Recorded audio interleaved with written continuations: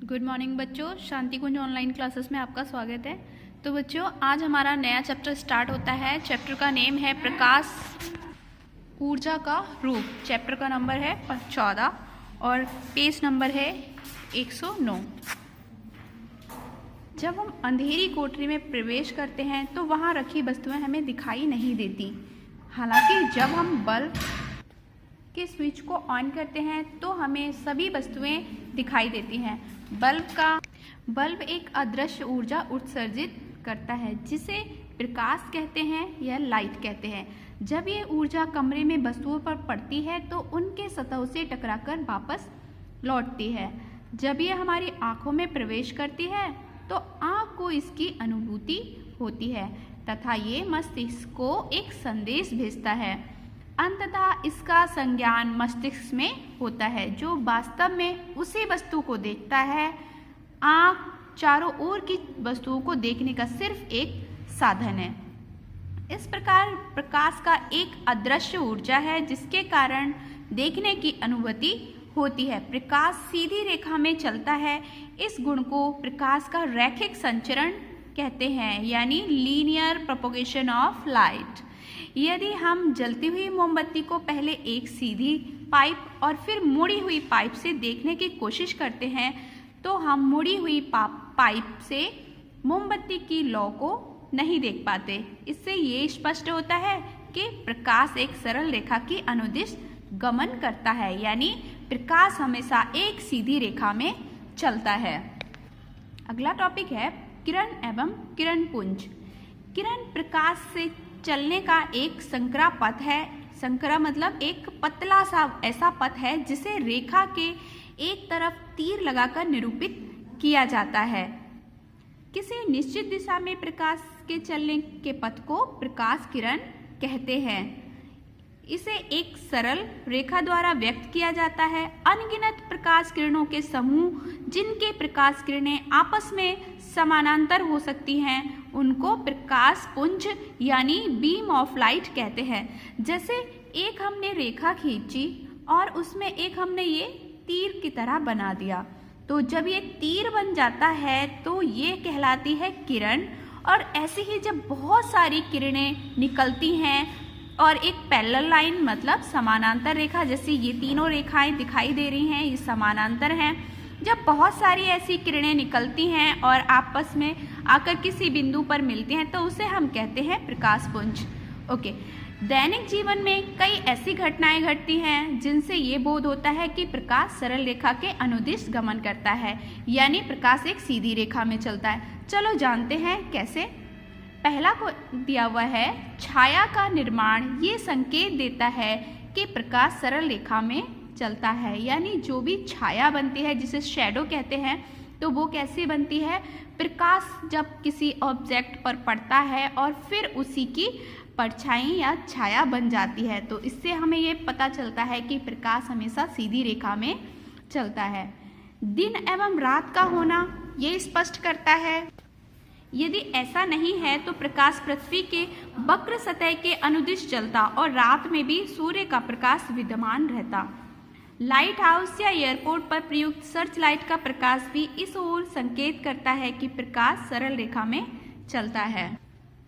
छोटी laser torch से आने वाली प्रकाश जो एक संकेतक के रूप में प्रयुक्त होती है, ये बताती है कि प्रकाश सरल रेखा में गमन करता है। ऐसे ही जब हम आंख बंद करके किसी जलती हुई मोमबत्ती को देखते हैं तो इससे कई सारी प्रकाश पुंज निकलते प्रतीत होते हैं तथा सभी सरल रेखा में चलते हैं। जब सूर्य का कोई प्रकाश पुंज किसी अंधेरी कोठरी में एक रोशनदान या किसी अनुवातक से प्रवेश करती है तो हम देख सकते हैं कि ये सरल रेखा में गमन करता है। आपने भी देखा होगा कि अगर एक अंधेरा सा कमरा है और उसमें कोई विंडो वगैरह लगी है तो वहाँ से अगर लाइट कोई आ रही तो हमें एकदम से दिखाई देता है ना कि उसमें बहुत सारे कण दिखाई दे रहे हैं और प्रकाश एक सीधी स्ट्रेट लाइन में चलता हुआ दिखता है। तो इन सारी चीज़ों से हमें पता चलता है कि प्रकाश हमेशा एक सीधी रेखा में गमन करता है। सिनेमा हॉल में प्रसारण कमरे में प्रकाश पुंज का प्रक्षेपण भी यही स्पष्ट करता है कि प्रकाश सीधी रेखा में चलता है। जब कार की हेडलाइट का स्विच ऑन किया जाता है तो प्रकाश सीधी रेखा में गमन करता हुआ प्रतीत होता है। प्रकाश के संचरण के यह सभी उदाहरण प्रकाश के रेखीय संचरण को व्यक्त करते हैं। अब पढ़ते हैं प्रकाश का परावर्तन यानी रिफ्लेक्शन ऑफ लाइट।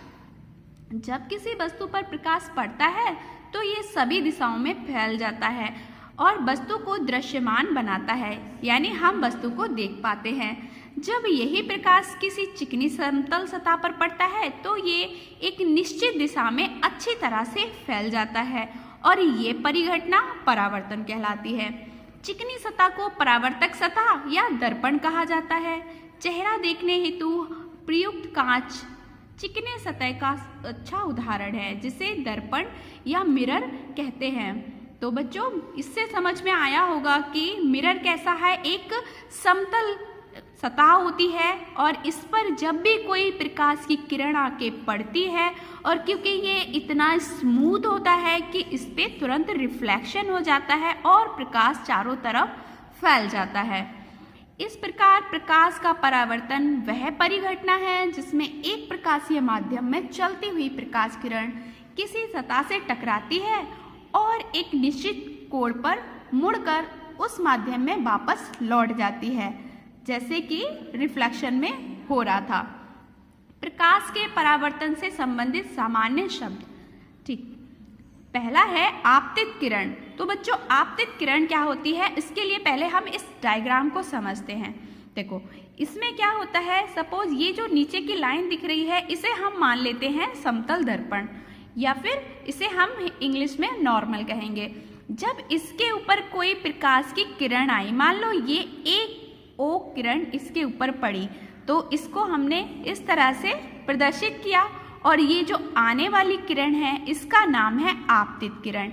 जब ये आपतित किरण इस समतल दर्पण MN पे पड़ती है तब क्या होगा कि यहाँ से ये रिफ्लेक्ट हो जाएगी और इसे बोलेंगे परावर्तित किरण या फिर परिवर्तित किरण, और ये OB से हम प्रदर्शित करेंगे।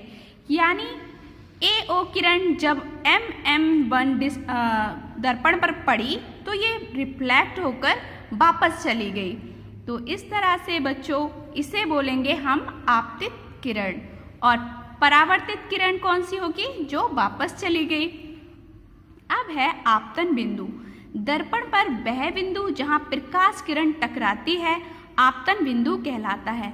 तो इस चित्र में आपको दिख रहा होगा इस O पॉइंट पर ही ये किरण आई थी और इसी पॉइंट से वापस चली गई, तो इसे हम क्या कहेंगे, आपतन बिंदु कहेंगे। अभिलंब यानी नॉर्मल। आपतन बिंदु पर दर्पण के सतह के साथ खींचे गए लंब को अभिलंब कहा जाता है, यानी नॉर्मल कहा जाता है। चित्र में CO दर्पण के सतह M' पर लंब है, यानी इसके ऊपर परपेंडिकुलर है, यानी ये हमारा अभिलंब कहलाया जाएगा। आपतन कोण क्या कहलाता है, कौन सा होता है, आपतित किरण और अभिलंब के बीच बना कोण आपतन कोण कहलाता है। जैसे कि हमने इस चित्र में देखा कि जब आपतित किरण इस अभिलंब पर आई, इस समतल दर्पण पे आई, तो ये अभिलंब और आपतित किरण के बीच में ये जो कोण बना इसे हम आपतन कोण कहते हैं, और इसे हम इंसिडेंट रे इंग्लिश में कहेंगे, इसीलिए इंसिडेंट से हमने इसका आई ले लिया। यानी कोण क्या बनेगा, AOC बराबर कोण आई, जिसे आपतन कोण कहते हैं। ओके, नेक्स्ट है परावर्तन कोण, यानी जो किरण परावर्तित हो गई और अभिलंब के बीच में इसका अगर हम कोण देखें, जिसे हम रिफ्लेक्टिव एंगल कहते हैं, तो इसका हमने रिफ्लेक्शन से R ले लिया और अब ये हमारा कोण बनेगा कोण COB, जिसे हम कोण R भी कहेंगे। अगला टॉपिक है प्रतिबिंब यानी इमेज। किसी समतल दर्पण के सामने एक जलती हुई मोमबत्ती को रखिए। मोमबत्ती के लौ को दर्पण में देखिए। ये दर्पण के पीछे ठीक वैसा ही दिखाई पड़ता है जैसा कि वास्तव में दर्पण के सामने रखा हुआ है। ये मोमबत्ती का प्रतिबिंब है यानी इमेज है, जो दर्पण द्वारा परावर्तन के कारण प्राप्त हुआ।